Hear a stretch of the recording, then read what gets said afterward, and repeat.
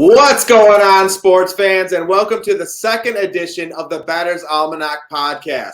I am Matt Kowalis with my good friend and partner, Eric Pauly. And guys, good first edition of the podcast. I hit my best bet with the Arizona Cardinals plus 5.5. Eric, you had? I had the Browns plus the 3 because that line closed at 2.5. So with the 3, that I was able to win. So I'm very glad that I was able to get on the right side of that closing line there. And I'm not going to lie, you were on the right side of the Titans. I was on the wrong side of the Commanders. So depending on kind of who you went with that one. But this past week, too, guys, if you paid attention to the podcast, we did give away 4 $50 free bets with PointsBet Sportsbook. The winners of that were Eric Williams, Eric Mowry, Matt Lifsky, and Steve Shizzy. I believe that's how you say it. He didn't have his name in his profile. But, guys, even more important, we have made a Twitter for the Bettor's Almanac. All the announcements will be on that Twitter going forward. And then obviously I'll have it on my profile. Eric will have it on his. So for any announcement with PointsBet Sportsbook, please follow that going forward. And the winner of the Cade Cunningham poster was Nick Seeger as well. So I already have 5 winners out there. And Eric, what are we giving out this week, my man? If you're looking at the bottom of the screen, you can see if you're watching on YouTube, you're listening at home. This week, we had we're giving out one $200 free bet from PointsBet Sportsbook. You heard that right, a $200 free bet courtesy of PointsBet Sportsbook. If you talk to those previous winners, who congratulations for winning, they were able to enter. They were picked from randomly, and they were winners. This week, one of you guys will win a $200 free bet. Matt, what do they have to do in order to be in the running for that free bet? Yeah, man. So, again, for this free bet, guys, it is going to be on Monday Night Football. Everything will be announced on the podcast. We'll also have it on the Bettor's Almanac. We'll put a tweet up. You'll comment underneath. But you need to do a same-game parlay for Monday Night Football of $25. Place it underneath. Lucky for you, I love same-game parlays. Eric loves same-game parlays. Maybe we'll put one out there for you to follow. And let's see if we can't get you entered and get you another win. And real quick, I just got to shout out PointsBet. It's so sick what they're doing for the podcast, for the listeners, just everything. And I fully expect this to keep growing. Tell your friends about this. We would greatly appreciate that. Keep retweeting it. Keep commenting underneath. You know, guys, we want to grow this as fast as possible. And again, PointsBet is doing some really cool stuff. Next week, we're giving out 4 $50 free bets again. And then we have a $400 free bet. But if you're not signed up with PointsBet, you can't get this stuff. And guys, I'm telling you, right now with PointsBet, do you ever wish you could get a chance on a second bet that didn't go your way? How about 5 of them? Well, now you can sign up with PointsBet Sportsbook. Sign up and use the code Almanac to get 5 second chance free bets of up to $500. With PointsBet Second Chance, you get 5 straight days of second chances, where PointsBet will match your losing wager in free bets. That's promo code Almanac to get 5 second chances of any PointsBet betting types, including live betting features you won't find anywhere else. PointsBet, do it live. Offer not available in all states. T&Cs apply. See the PointsBet promotions page and terms and conditions section of PointsBet website for more detail. Void where prohibited. Must be 21 plus. Call 1-800-GAMBLER hotline for crisis counseling and referral services. Gambling problem? Call 877-8-HOPE-NY or text HOPE-NY 467-369 in New York. Woo! Again, guys, $200 free bet in this podcast. Let's get it going. Dog that can fight. Eric, you want to kick it off? Yeah, so before we go into that, I want to briefly just touch on last week. So I had a killer week last week, finished 4-0, and I know what you guys are going to say. I gave out Saquon Barkley on the show here. But something to keep in mind is, as Matt and I are handicappers on Sports Memo, when also with football season, what we put for our clients out there is what we are betting ourselves. Yeah. So when we have give out games on the show, of course, we could talk about, what our leans are, what we're kind of liking. You can't bet every game on the board. You should definitely not be betting every game on the board, but we'll make sure to, announce when we have a client play and whatnot. I ended up last week 4-0. I hit on the Colts plus 3.5, Titans minus 2.5, bad CLV, but ended up being the right side. I hit a 3-team 6-point teaser, and I was also on the What was I on? I forgot what my third bet was my fourth bet was last week, but I'll find it. Matt, you went 6-4. What else did you have last week? Yeah, so last week, and that's another thing. I'm really glad you touched on that because right now, we're doing so many different areas of content. And when you do different areas of content, people want picks, people want plays, and you can't give out your favorite play. And in all honesty, I'm going to hold a lot of my favorite plays for this podcast, and a lot of my favorite plays are 100% going to be on Sports Memo. Anything on Sports Memo is what I'm officially taking. You see me on TikTok, you see me on YouTube, stuff like that. Yeah, sometimes I'm taking those plays, but not all the time. I'm really just trying to create content. And let's be honest, in primetime matchups for Monday Night Football, for Thursday Night Football, people just want a couple picks and plays. It's not always going to be your favorite. It's a degenerate special for a reason. And, we're still getting stuff out there. Yeah, no, and I just went back my play. How could I forget? New England Patriots -2.5. Absolutely easy money against the Detroit Lions last week. But very nice. Great point for Matt right there.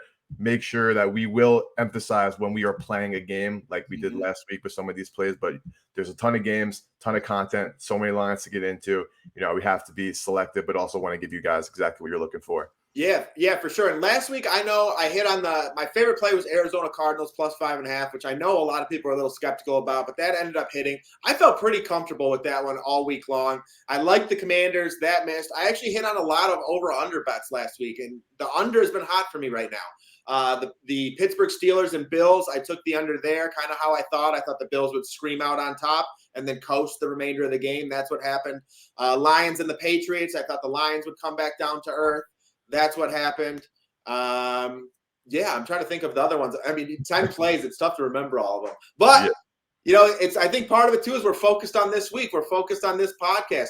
Eric went 4-0, just absolutely crushing it. I'm pretty happy with a 6-4. I mean, you can't sneeze at 60%, but we want that crazy good week, and hopefully we're going to get it in week 6. Yeah, hopefully. As long as we're still profitable, that's great. We're giving out great angles, and I think that's going to segue us into what you got going on this week. It's looking like you have 2 underdogs that you're looking at. I disagree with both of these things. I want to hear from you for starters why you like the Broncos, and I'll tell you why I like the Chargers and those Steelers. Really against Tampa Bay? So I'm going to be completely honest. When looking at this board, I didn't love a ton of underdogs other than the Seahawks, and I think we're going to talk about them in a little bit. So it was a little difficult for me to pull that underdog, and I want to try and give you a little bit of value. And I guess if there's anywhere I would go, it might be with the Denver Broncos. And I completely understand that looks insane. It looks disgusting. But I'm one of those people who I always love that bounce back spot. And again, when you look at this LA Chargers team, they've been in only 1-score games. The only 2-score game was against the Houston Texans on the road. And the Houston Texans are one of those teams where you never know exactly what you're going to get. One game, they might just flatline and you're just going to beat the shit out of them. And the next game, it's going to be a 3-point game. You know what I mean? So that's why I'm kind of looking at this Chargers team. And I'm like, I think the Denver Broncos could be in this game going into the fourth quarter. The Denver Broncos have a defense that can play with just about anyone, with Patrick Surtain, one of the best up-and-coming corners throughout the entire NFL. Keenan Allen has had that naggy hamstring injury, and if it's Surtain versus Mike Williams, I give the edge to Surtain there. So then that's going to leave the Chargers to have to make some plays with their secondary guys like DeAndre Carter, Austin Eckler, which they can definitely do. But this is also a Broncos team that was just absolutely embarrassed on Thursday Night Football. Like, what a stinker of a game that was. Like, oh, my God. Yeah, I luckily hit my same-game parlay in that game and had the Colts, so it ended up being all right. But, man, what a stinker of a game. Russell Wilson looked awful. That Denver Broncos offense looked awful. But, I can't only blame Russell Wilson. Like, Jerry Jeudy was dropping footballs. A couple of his receivers dropped football. But that's a momentum thing. Your quarterback has to pick that up. Your quarterback has to make a play to get that team going. And I think that happens against the LA Chargers. I think Russell Wilson is hearing the noise. The Denver Broncos are. Nathaniel Hackett. I'm always going to question Nathaniel Hackett and his coaching style. He's pretty brutal, man. But there's just something about it. I believe the Broncos could be in this game in the fourth quarter. I like the 4.5 for sure. Moneyline sprinkle, maybe. I know I'm not being the most convincing right now, but It is. I'm trying to give a dog that can fight. And, with the Broncos, though, it's just one of those situations. As you know, me and you've talked about it. I love bounce back situations. I love when your back is against the wall. They're 2-3. The Chargers are 3-2. The Chargers tend to keep things close. So I do. I think they could potentially make a play and steal this game in the end. So I can't fully disagree with you because Los Angeles Chargers, they're, beyond overrated when you really look at them. I mean, they have all the talent in the world in terms of who they signed and the moves they made, but they still aren't one of those top tier NFL teams by any measure. And I certainly agree with you that 4.5 is enticing as hell for the Broncos taking that 4.5.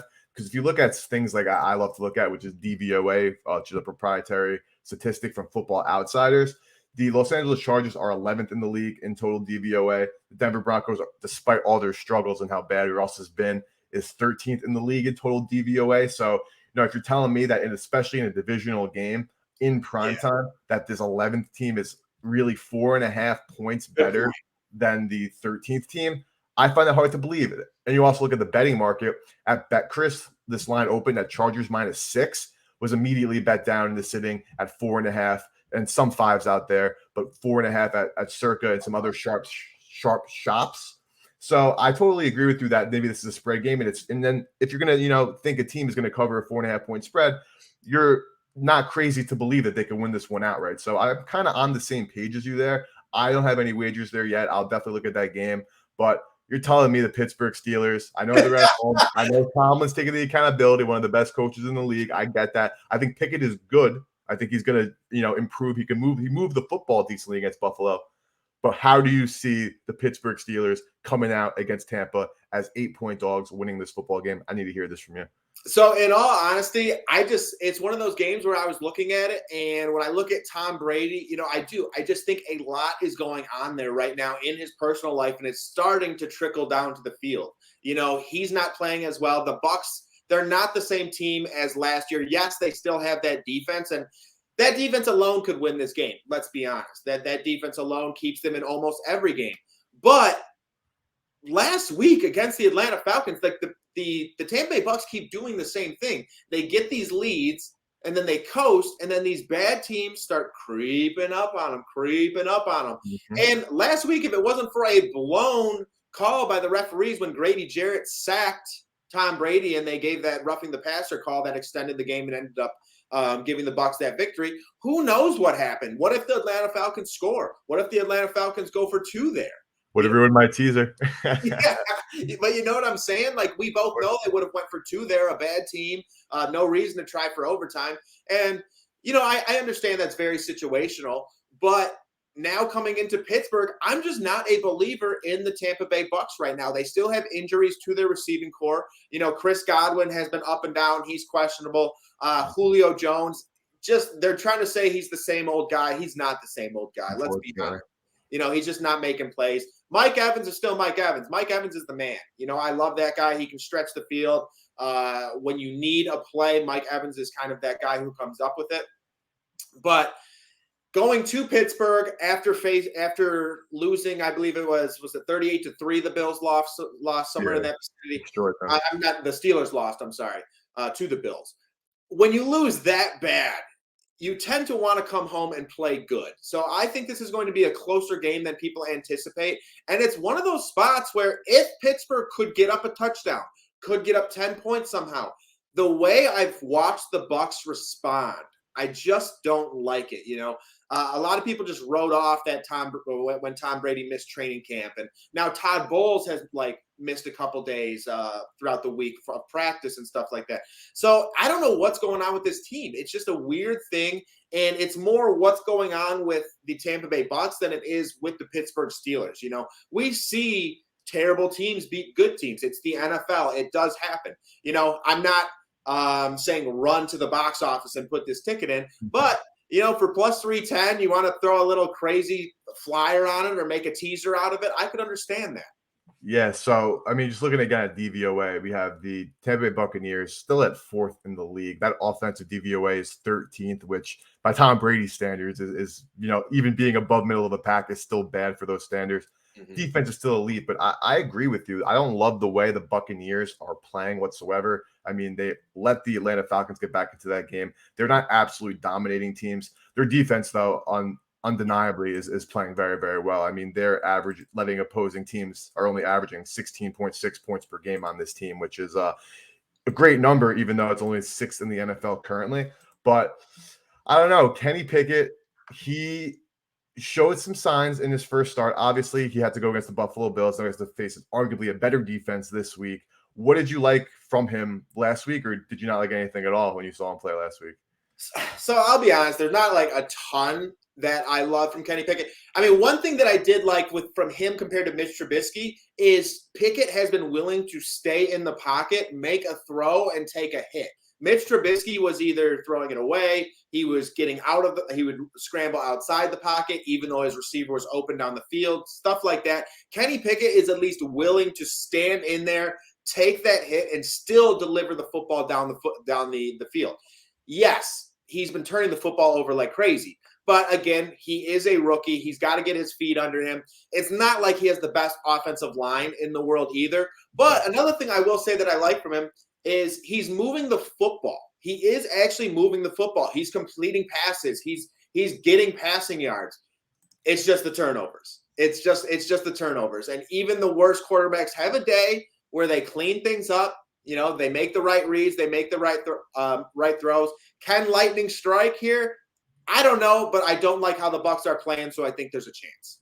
Yeah, and then going back to Pickett, I mean, some of those turnovers that came in that relief start when he came in at halftime for Trubisky, one was on a tipped pass, one was on a Hail Mary at the end of the game. So exactly, yeah. I think, Pickett is certainly an upgrade from Trubisky. If you've listened to me or known me for a while, you know I've been one of the most anti-Mitch Trubisky people on the face of the planet, and I don't know how anybody could be pro-Trubisky. Somehow there were people that were there. But that's a great point, and that's going to lead us into our next segment where I'm going to be looking at some teaser options here. The Tampa Bay Buccaneers at -8. I'm a 6-point teaser guy. That's where I make my bones because I'm able to get plus 180 odds on that from a couple of offshore books, which is the best odds that you can find on those teasers. I would highly recommend with teasers, 3-team, 2-team, 4-team, whatever you're going with, to line shop and find the best available odds for those bets. But I can't. The Buccaneers at -8, you could tease them down to -2, right? You should have that field goal covered. Of course, you have the 7 covered. I don't really feel too comfortable with that. So I can see where you're coming from with the Steelers because I could see them, kind of coming and stealing a game from Tampa Bay. And Matt and I were talking, all day yesterday, all day on Tuesday. This board this week is crazy. Like there's nothing that sticks out to me immediately. I'll say this now. I have the Commanders tonight, 3% play Thursday Night Football. Not going to break into that into too much detail because, of course, that game's played tonight. But some angles I'm looking at for teasers this week starts in Atlanta with the San Francisco 49ers. And I think that this game is just another just lopsided kind of matchup where the road favorite is just still undervalued, similarly to how they were undervalued against the Panthers last weekend. Don't get me wrong, the Falcons are better than the Carolina Panthers. Baker Mayfield is horrific. I hate to see anybody injured, so I hope he's better for that. But digression aside, Atlanta is really not much better when you break it down. In terms of DVOA, I mean, the Falcons are 15th in the league, which I have them under 5 wins for this season. So I thought that they were going to be really like a dumpster fire this year. So I'm going to be, I could say that I'm probably going to be wrong there, even though it's certainly still possible. But the 49ers, what they do on defense is honestly ridiculous. Absolutely ridiculous. Their schedules are pretty soft, but first in rushing DVOA, 5th in passing DVOA, and that rushing DVOA is by a large margin from the rest of the league. They're first in points allowed per game, allowing just 12.2 points to opposing offenses, first in points for on defense, first in yards against, first in passing TDs allowed, third in passing yards allowed, first in rushing yards allowed, first in defensive yards per rushing attempt allowed, second in net passing attempts allowed, 9th in average drive time, first in yards per average yards per drive, and first in average points per drive. Like, how do you not? That is just elite. Like, those numbers are ridiculous. So right now at 5.5, you can't tease that down because you're getting that 0.5. There's no value in that by doing it that way. But I think this line will close closer to 6. Currently, some books are posting 6s now. So if that goes to 6, that's an automatic teaser leg for me. But a couple other games that I'm not going to go into as much detail about, but where I'm eyeing in the teaser market, and we'll get to one of these in a second, is if you're getting the Kansas City Chiefs at plus 8.5 points, you can never really feel unhappy about that. No. I love the New England Patriots on the road in Cleveland getting 8.5 points against the Browns. Belichick, of course, has the history with Cleveland. Brissett has his limitations. The Browns defense can't cover anybody. We already saw how Belichick was able to, he knows Jared Goff and was able to limit him as efficiently as possible in that shutout last week. The Ravens, I kind of like teasing down to PK, but the thing that gives me pause is that Don Wink Martindale, the Giants DC, was the Ravens DC for the past couple of years, so he knows Lamar inside and out. The Carolina Panthers, though teasing at 10 is not necessarily the best thing to do because you already have 3, 7, and 10 covered there. But if you have the 10.5 and get the 16.5, the Rams are not 16.5 points better than anybody, even the lowly Panthers. And the Philadelphia Eagles, I think the Dallas Cowboys are a very big public dog. I think the public absolutely loves this team. They see them losing. They're now thinking to themselves, how in the world is this team a 6-point dog on primetime? I think that's because the odds makers know something. So that's another option of teasing the Eagles down to a PK. So I love the board in terms of teasers this weekend. I'm not sure exactly what my 3-team combination is going to be, but in terms of like a hierarchy, the 49ers get the 6. That's a guarantee for me to be in a teaser.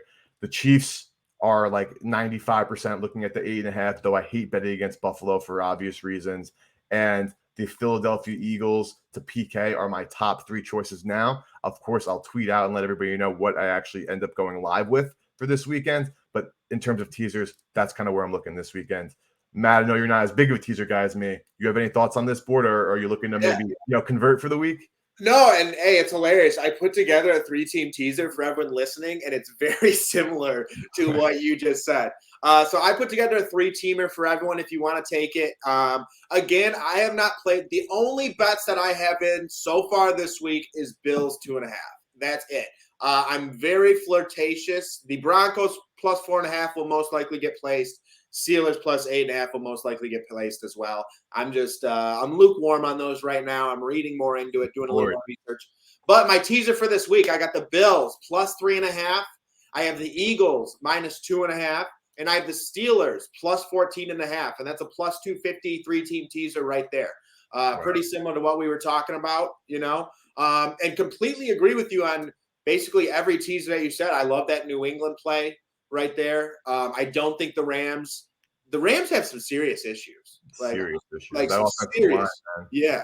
That offensive line is brutal. Matt Stafford is freaking out back there, and I can't 100% blame him. He has no time, and he's just not making exactly the right decisions. I don't know if the man is racist or if he's just Allen Robinson is just not getting open, but the Rams have some serious issues right now, and I don't think they could beat anyone by 17 points. So yeah, I'm all on board with that teaser as well. Yeah, so definitely a ton of options out there. Got to narrow that down. You don't want to be having too much stock in multiple teasers. That's what I do is I try to find my top 2 legs that I automatically lock in. And then if I have 2 other legs that I am interested in but not sure, I'll then use those top 2 legs and then add one of those other legs, which obviously then becomes, you have that kind of double down stake on those 2 legs. So you better make sure that those 2 legs are your favorite 2 legs and are the best 2 legs, because otherwise you're going to lose both if one of those go wrong, which I was susceptible to in week 3 and 2 this year. But we got a huge game this weekend, and it's undeniable how the magnitude of this football game. Buffalo Bills, Arrowhead Stadium, 2.5 points. Matt, you just mentioned that you love the Buffalo Bills to cover this point spread on the road in this huge matchup. Talk to me. What are you looking at in this game? Yeah, so this is a game that I feel like everyone circles when they look at the upcoming season. This is always such an exciting matchups. These two are AFC rivals, 2 offensive juggernauts, and 2 of the best quarterbacks in the league. In my eyes, the 2 best quarterbacks in the league. They're the most diverse. They can make things happen in a number of ways, and they're very similar to one another on top of that. And I think every time that they face off, they know the stage is set. They know they both need to come out and ball because they are MVP candidates and both want to outperform the other, But when I look at this matchup, it is hard not to like the Buffalo Bills. I look at this both teams are 4-1, but I look at this Kansas City Chiefs team in comparison to this Bills team, and I feel like the Chiefs have even somewhat outperformed a little bit. I feel like they should be have another loss to their record or somewhere along that. Because I look at this defense in particular, and they are so lucky that they have Patrick Mahomes who can keep up with these other teams. Because when looking at the Kansas City Chiefs defense, they have one of the worst pass defenses in the entire NFL, and it could potentially even get worse this weekend because they have injuries to the secondary. And what the Buffalo Bills actually did after losing to that divisional matchup 42-36 in overtime, the Buffalo Bills took that offseason and they didn't say, how are we going to beat the NFL? They said, how are we going to beat the Kansas City Chiefs? That's exactly what they said. And you know what they did? They went and got Von Miller to come off the edge, to go after Patrick Mahomes. Ed Oliver is coming back. Jordan Phillips is coming back. All are potentially coming back this game. Yes, the Bills do have some injuries to the secondary, but once again, a lot of those players are supposed to be coming back. Jordan Poyer is supposed to be coming back. And again, now looking at this Chiefs offense, their record does not reflect it. The record does not reflect that they missed Tyreek Hill. But to the eye test, when you watch them on offense week in and week out, you do feel like something is missing. They rely on Travis Kelce so heavy in every single game. And don't get me wrong, Travis Kelce is just an absolute exceptional talent. 4 touchdowns last game. It was like 7 receptions for 25 yards, though. But if the Bills vice Travis Kelce, if they double him, put a man over the top, whatever it may be, then that's going to force guys like Marquez Valdez-Scantling. That's going to force guys like Juju Smith-Schuster, Mecole Hardman, guys who are solid, but I'd rather take my chances with them than, have Travis Kelce beat me or anything along those lines. Then you also look at this Bills rushing defense, who is ranked second in the NFL currently. What do the Kansas City Chiefs do? They get away from rushing the football pretty early, just like the Buffalo Bills can. And these two teams over the past 3 games have passed the football at a 67%, 68% rate. So once again, I expect this to be a shootout. And this over-under is 54. I understand it's high, but I would literally consider this over-under at 59.5. Like, these two teams absolutely ball against each other. The lowest total they've had in their last 3 matchups was 58 points. And again, I'm expecting this. It's a juggernaut matchup. You got 2 heavyweights. You got 2 MVP candidates. I don't expect to see a ton of defense because both weaknesses are the secondaries. And the Bills secondary typically isn't weak, but they're injured. They're beat up. And I think they can take advantage. I expect a big day out of Stephon Diggs. I expect a big day out of Gabe Davis, who could potentially be matched up with a rookie. So keep an eye on that going forward. But I love the Bills -2.5. Yeah, it's hard to argue with that. I mean, of course, Mahomes being Mahomes, you can never count him out. That's why the spread is 2.5 against the Kansas City Chiefs, which is the best team in football. But something that I agree with you, but I think it might trend toward the under. But of course, I'm not rushing to any window to place a ticket on the under in a game of this magnitude. But the Buffalo Bills, the way that their defensive line is set up, they have such a great rotation and such a stout D line, and their ability to get pressure with just 3, 4, 5 rushers is huge. So they can do what some other teams have been doing recently against Mahomes, where you just rush 4 guys and you have everybody else back in coverage, every other 7 players on your team back in coverage, eyes on the quarterback, making sure you have a spy on Mahomes, and basically just saying you can dink and dump all you want, but you're not beating us down the field. And that is a recipe for success against Mahomes. However, going back to just the eye test, I'm sure that the advanced analytics will back this up. Mahomes is on another level right now. What he did against when you were sitting and watching on Monday night, the Raiders up 17-0, did you for a second think that football game was remotely over? You no, dude. I got a nice live bet there. It was Mahomes 3 touchdowns and Chiefs win plus 270. I was like, click that. Easy. So I think, again, this heavyweight match, this is going to be a hell of a game to watch. It's going to be beyond exciting. I think that in this game, like I mentioned earlier, Buffalo 2.5, I absolutely love, but KC getting 8.5 at home in a teaser. That's coming so close to being a lock leg for me in this game. You mentioned Stephon Diggs and going and having a big game. The Chiefs let up a ton of yards to number 1 receivers this season. His prop is at 78.5 yards for this football game. You like the over. Talk to me. What are you thinking here? Yeah, I just like Stefon Diggs here. I think him and Josh Allen have a great connection. He's the type of player as well where he reads Josh Allen's body language as well. So when Josh Allen gets out of the pocket, Stefon Diggs is the type to stick his foot in the ground, come back to the quarterback, or break down the field, something along those lines.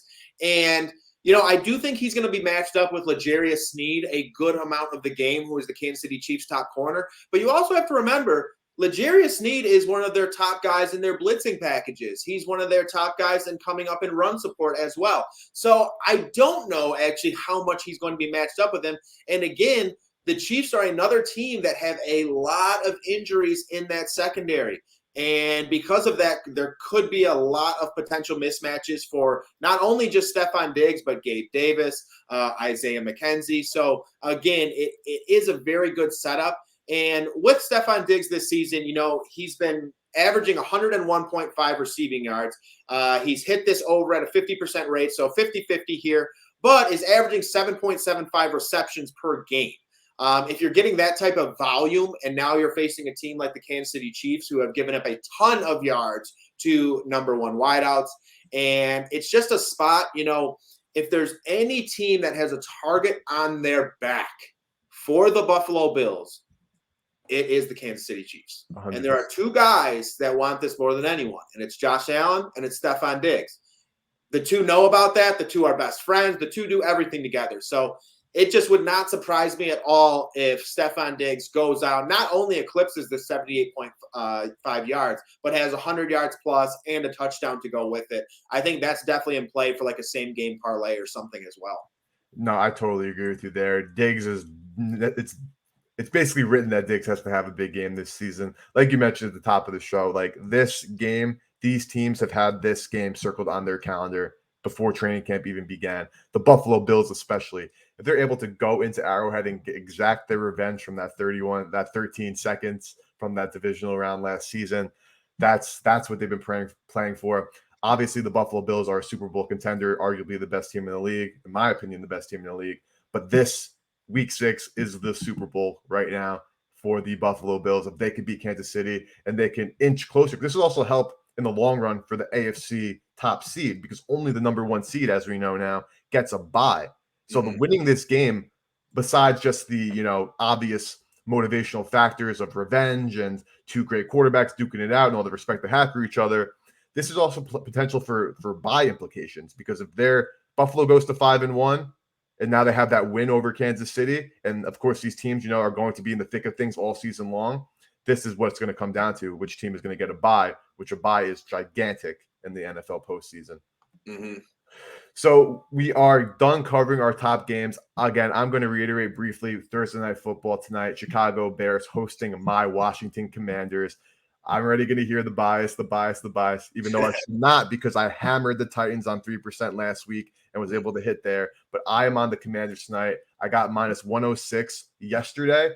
Right now at some shops, PointsBet included, it's minus 111 both ways. And other shops have the Washington Commanders now as the favorite in this matchup. They were plus one in PK all week, about minus 110 odds both ways, but the money line juice was normally favoring the Bears. Currently, it is favoring the Commanders, so I'm glad I got a little bit of value on that money line. But I think that's a bounce back spot for Washington. Matt, you eyeing anything for tonight? I'm still back and forth. I think I'd be with you on Washington as well, but I think I'm a little gun shy after last week and what they did to me. So I don't know. I got to wait this one out a little bit. I'll have my TikTok out later with it, but yeah, I think I'd be with Washington. I just need to get over it a little bit. Of course. It took me a while, as you know. I was debating this for a little bit, but I did a full breakdown. My number said Washington. Only thing giving me pause is, again, that head coach of the Bears, Matt Eberflus, was the Colts DC last season, so we played against Wentz every day in practice. Yeah. So that had me a little bit nervous. It's something that's very hard to quantify. You know what I mean? But I broke down the numbers on this game. My numbers had Washington minus 2.5, Washington minus 2.5, Washington minus 2.5. Did a deep dive. Riding with the numbers on this one.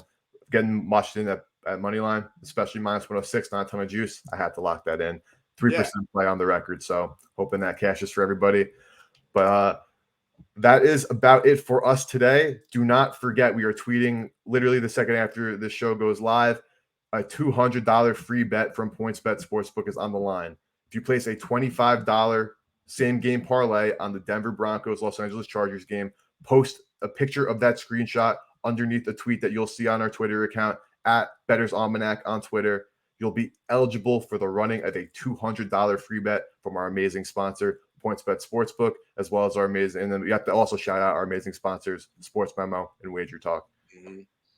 Yeah, a ton of great picks and plays going on from cappers outside of just Eric and I. We have Monday Night Football, Thursday Night Football, college football slate, Sunday slate, whatever you want. There are free plays up as well. It's not just all paid subscriptions. So head over there, head over to Sports Memo, head over to Wager Talk, and check it out. I'm telling you guys, the top cappers in the business.